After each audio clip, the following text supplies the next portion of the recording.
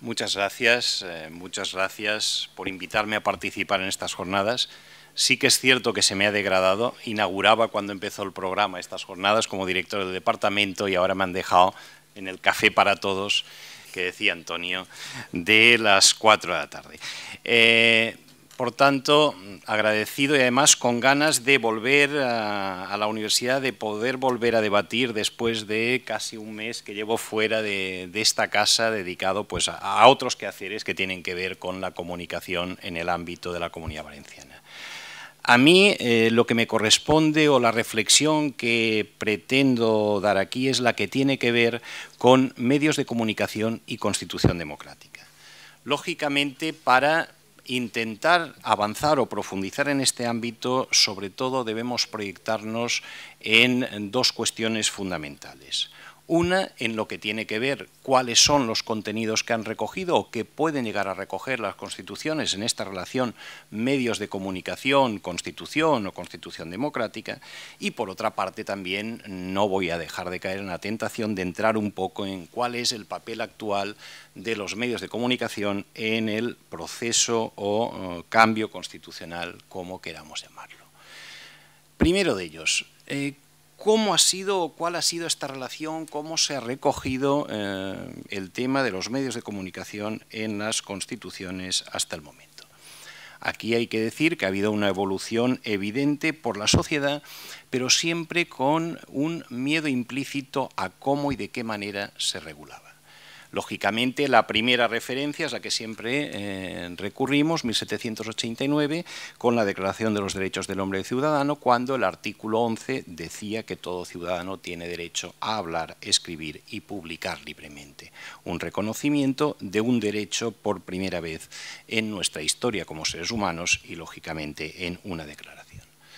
Ya esa transformación o ese primer paso lo vemos con la Constitución de los Estados Unidos, en la primera enmienda a la Constitución de los Estados Unidos, donde no se reconoce expresamente, pero sí se habla de prohibir cualquier ley, entre otros ámbitos, que reduzca la libertad de expresión o vulnere la libertad de prensa. Estamos, por tanto, ya en una situación de defender, de alguna manera, este derecho, por lo menos prohibir todo aquello que pueda atentar a este derecho.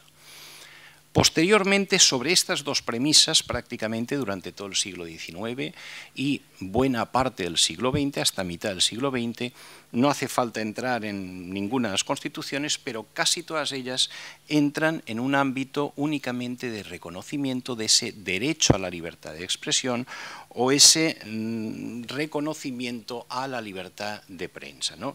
Cualquier constitución, por ejemplo, la española de 1876, el texto sería idéntico en casi todos, se reconoce el derecho a emitir libremente ideas y opiniones a través de la imprenta. Aquí se introduce ya también u otro medio semejante. Por tanto, esa es la filosofía que se recoge hasta buena parte de las constituciones llegada a la Segunda Guerra Mundial. Aquí empieza un cambio, ya sobre todo con la Ley Fundamental de Bonn, con la Constitución alemana en 1949, su artículo 5.1 ya no solo se reconoce esta libertad de prensa y libertad de información, sino que se introduce un nuevo concepto, ya un nuevo concepto garantista. Es cuando se empieza a hablar ya esta libertad de prensa e información por radio, televisión y cinematografía serán garantizadas. Ya hay un derecho, una obligación de los poderes públicos, por tanto, de garantizar ya no solo un reconocimiento de un derecho o una libertad, sino una garantía de esa libertad. Vemos después constituciones como la española, donde se abunda, ya se habla un derecho a recibir y comunicar libremente información veraz, etcétera, etcétera, y ciertas garantías en cuanto a la televisión pública, o la 23, en razón de lo que nos había ocurrido con los medios de comunicación públicos durante la dictadura. Pero no van mucho más allá, solo hay quizá alguna constitución que se convierte en excepción en este sentido, como puede ser la Constitución portuguesa, por cierto, 2 años antes que la española, de 1976, donde sí que en su artículo 37 habla de libertad de expresión e información, pero ya en el 38 habla de la libertad de prensa y la libertad de los medios de comunicación. Ahí se regula esa independencia o se intenta garantizar la independencia de los medios de comunicación privados, se establece constitucionalmente también la necesidad de que haya medios de comunicación públicos y la garantía de que estos medios de comunicación actúen de una manera concreta, etcétera, etcétera. No solo eso, sino que además en otro artículo siguiente, en el 39, se detalla también cómo debe ser esta regulación de los medios. E incluso se plantea la necesidad de una autoridad, llamemos audiovisual o independiente, para todo lo que pueda y tenga que ver con la regulación y la garantía de esa independencia y los derechos de los ciudadanos en esos medios de comunicación. Incluso se avanza más en otro artículo, el 40, cuando se habla de un derecho de antena de los grupos sociales y políticos significativos. Lo que nosotros también tenemos en esa especie de derecho de antena en los medios públicos, que la Constitución portuguesa lo plantea de otra manera, con mucho más contenido y con un planteamiento más general, no solo reducido a los medios de comunicación público. Por tanto, vemos cómo se ha ido desde un simple reconocimiento de derechos hasta casi una garantía de la existencia de estos medios, de qué tipo de medios pueden haber, de que puede haber una autoridad independiente, etcétera, etcétera. Ahora bien, en la sociedad actual, ¿esto es suficiente? ¿Estamos bien regulados, aunque regulemos como lo dice, por ejemplo, la Constitución portuguesa de hace ya más de 30 años? Realmente no. Hoy en día, si pensamos que estamos en la sociedad de la información y la comunicación global, yo creo que hemos llegado mucho más allá. Ya no basta regular eso a libertad de expresión, ya no basta regular eso del derecho a informar, incluso aunque sea información veraz. No basta garantizar la independencia a nivel constitucional si después no se tiene una norma que lo desarrolle. No basta establecer una autoridad independiente a nivel constitucional, en España no lo tenemos ni a nivel legal, sino que además tenemos que pensar que en el modelo de sociedad actual ya no es un control sobre los medios y contenidos, sino que el problema que tenemos está en el manejo de los flujos de la información. En la actualidad, el problema que podemos llegar a tener, o el problema en el que estamos metidos, es en evitar ya también que, además de todo eso, pueda haber un control sobre la red. Si no se regula eso, si no se avanza desde la misma Constitución en establecer un marco general que pueda defender los derechos de todos y cada uno de los ciudadanos en esa libertad y derecho a recibir y comunicar libremente información, nos encontraremos con que pueda haber en ese manejo del flujo de información, en ese manejo del control de la red, un punto importante donde los ciudadanos estemos fuera de juego y el manejo de ideas, opiniones y otro tipo de ámbitos sea realmente difícil. Por tanto, cualquier texto constitucional, cualquier reforma constitucional que pretendamos o queramos hacer hoy en día, deberemos además tener en cuenta todas estas cuestiones. En un intento de avanzar en el contenido y que no me pase como un buen parlamentario que le digan aquello de 5 minutos, yo no sé resumir en 5 minutos todo, la segunda parte, es decir, vale, sentado lo que ha habido en las constituciones, segunda parte, ¿y cómo han jugado los medios para que haya o no haya una reforma constitucional y de qué manera han jugado? Ahí yo siempre me hago la pregunta, ¿qué ha sido primero? ¿La necesidad de reforma constitucional o los medios que lo han forzado en la opinión pública para que aparezca así? Aquello de ¿qué era primero, el huevo o la gallina? ¿No? Sabemos que desde Aristóteles lo del huevo era la gallina, perdón, que después con Stephen Hawking se acaba diciendo el huevo y hoy en día sabemos que es el ADN. Efectivamente, más o menos es el ADN. O sea, hoy en día, para llegar a todo eso, ha tenido que haber una constitución que está y existe, una constitución que es muy rígida, una constitución cuyos cambios y reformas express la han degenerado, una constitución que ha servido para un uso y abuso de derechos, una constitución que, bueno, que está y se le sigue esperando que esté en muchos aspectos y en otros esperamos que no esté. Por tanto, la Constitución en sí misma ya es un motivo suficiente para que podamos plantearnos si es necesario o no, pero es que además de eso ha habido todo un conjunto de movimientos sociales en esa segunda parte de la cadena de ADN, desde el 15M, las plataformas, las mareas, los Salvem o incluso lo que pueda ser Societat Civil Catalana, etcétera, etcétera, donde se plantean, digamos, reivindicaciones que van más allá del propio texto constitucional.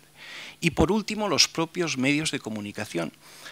El debate político, el debate en torno a la reforma constitucional que más o menos al principio estuvieron en algún momento en los medios públicos, después hasta desapareció de los medios públicos, ha pasado de estar en estos sábados por la mañana, de estar en esos programas de cortes, etcétera, etcétera, al prime time de los sábados y los domingos, y no solo en una cadena, sino en varias. Entonces, hemos podido constatar cómo, curiosamente, hemos avanzado de que en este ámbito de la reforma constitucional, que antes mucha gente, salvo en los foros universitarios, salvo en ciertos ámbitos académicos de debate o de debate político, no estaba, ahora está en el comedor de las casas, ahora está en buena parte de los hogares. Y ahora ya no vale esconderse los distintos grupos políticos a esto de la Constitución lo dejemos estar, esto de la Constitución no sé qué es, o no vamos a plantearnos cambiar la Constitución. Pensemos en la reforma, por ejemplo, la propuesta de reforma 2005, cómo se quedó, qué recorrido tuvo y qué poco eco tuvo en la opinión pública o en los medios de comunicación. A día de hoy ya no vale. A día de hoy ni siquiera intentar hacer una reforma express como la del 135 tendría el pequeño eco que tuvo en los medios, y a día de hoy la posición de los medios es de un gran debate en torno al marco y reforma o no de la Constitución, cambio de la Constitución, proceso constituyente o como queramos llamarlo. Sobre esta base, ¿cuál será el papel de los medios? ¿Cómo van a jugar? ¿Cuál es la posición predominante que se va a defender?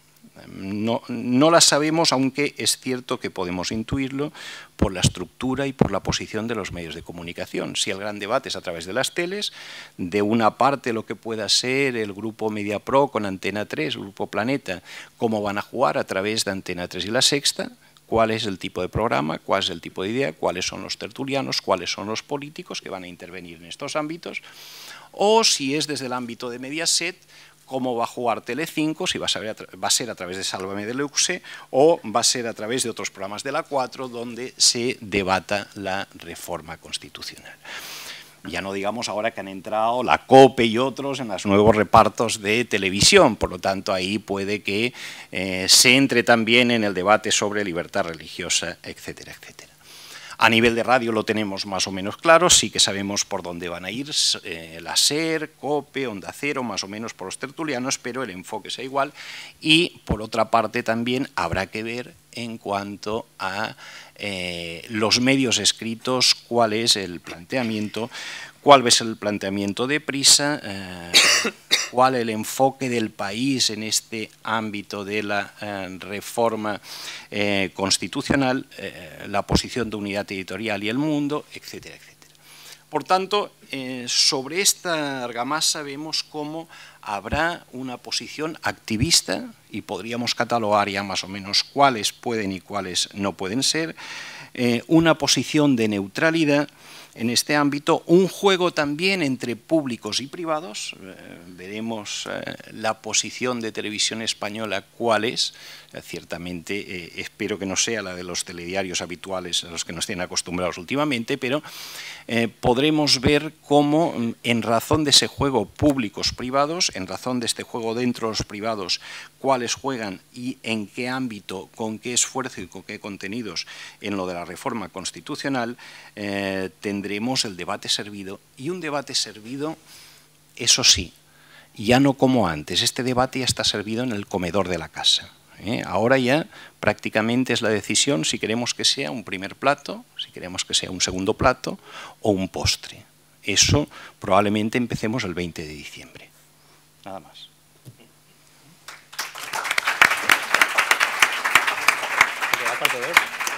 Sí.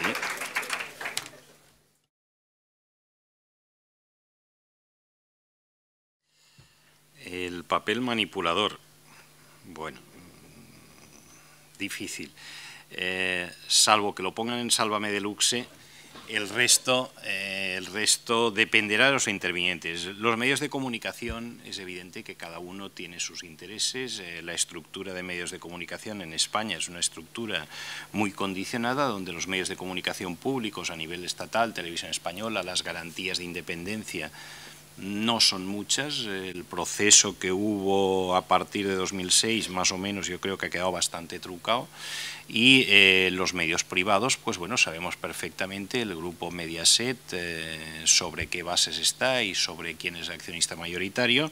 Dentro de lo que es el otro grupo, Antena 3 o A3 Media, bueno, pues el porcentaje que pueda tener Planeta, el porcentaje que pueda tener Mediapro o la parte que tiene la Fundación Bertelsmann, pues bueno, condicionan también cuál pueda ser su posición respecto a un cambio importante, y ahí sí que igual habría que jugar entre si es un cambio de constitución, es un proyecto constitucional, veremos dónde juegan. Este proceso puede que se dé ya con las nuevas concesiones de televisión, por lo tanto entrarán otros actores que querrán tener una participación activa política, con debates, como ya lo están demostrando ahora en algunos canales, por lo tanto ahí habrá un debate más de freno, más de cuestión ideológico-religiosa. Por lo tanto, la posición es evidente que se va a jugar, se va a jugar. Será... Si no hay una variable pública importante que depende del resultado del 20D, donde la televisión pública se lance en todos los ámbitos a una intervención transparente, clara, de debate público, etcétera, los medios privados no puedo ni debo, y más desde mi posición actual, predecir cuál será su posición, pero intuyo por dónde puede ir el debate en torno a la reforma constitucional o al proceso constituyente. Sí, precisamente lo que intentaba defender es esto. Yo creo que nuestra Constitución del 78 en esto se queda muy para atrás, por ejemplo, de la Constitución portuguesa realizada 2 años antes. Aquí hay un miedo atroz a la regulación del tema de los medios, por tanto, debería en cualquier movimiento o cambio constitucional abordar de manera muy clara, en una línea que se ha aprobado además en otros países. Yo incluso ahora avanzaría más, ya no solo con el tema de derecho a recibir información, sino al tema de los flujos de información a través de la red, pero se puede perfectamente garantizar la existencia de unos medios de comunicación públicos y además unos medios de comunicación públicos plurales, independientes, ya no solo desde la propia regulación, sino marcando las pautas en las constituciones democráticas. Debería, es más, yo en esto soy de los convencidos, pero yo creo que en eso es una parte que nos jugamos nuestro futuro. Buena parte en la sociedad actual, de la opinión pública, al final de las actitudes y valores de la opinión pública, se proyectan a través de la red y a través de los medios de comunicación. Por lo tanto, en la misma esencia de democracia está en garantizar estos principios, garantizar estas libertades y garantizar estos derechos. Se puede hacer.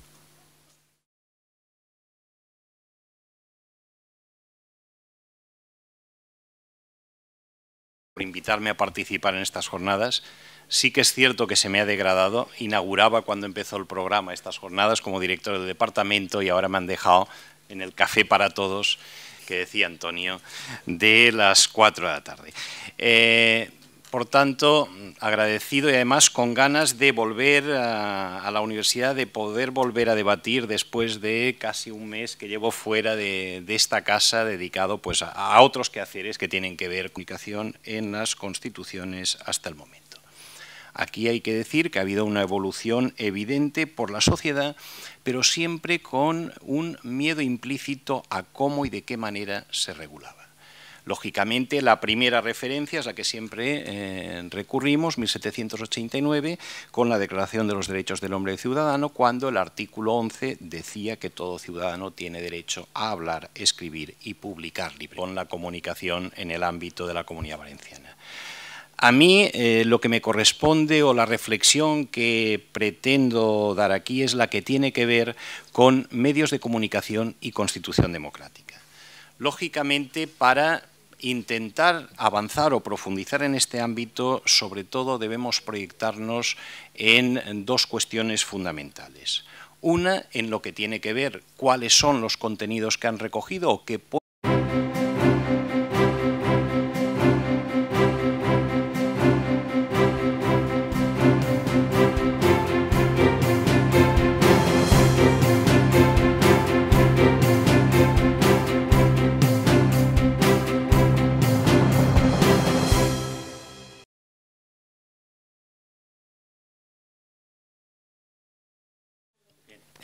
Muchas gracias, muchas gracias. Pueden llegar a recoger las constituciones en esta relación medios de comunicación, constitución o constitución democrática, y por otra parte también no voy a dejar de caer en la tentación de entrar un poco en cuál es el papel actual de los medios de comunicación en el proceso o cambio constitucional, como queramos llamarlo.